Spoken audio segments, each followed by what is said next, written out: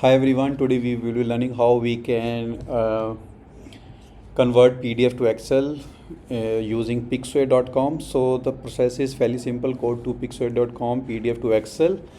Then there are a lot of PDF tools actually you can explore, but right now we are doing PDF to Excel. Let's say we select this PDF file that we want to export to Excel.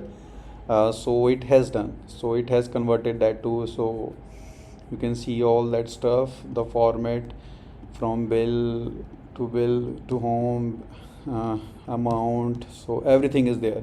So you can also do edits if you want to edit to this, before converting that to Excel sheet. You can do that, you can manually do all those changes, and once done you are good. You can open this file and you can see, so it has converted your PDF tables and all that, files that were in the tables that were present in the PDF to Excel sheet.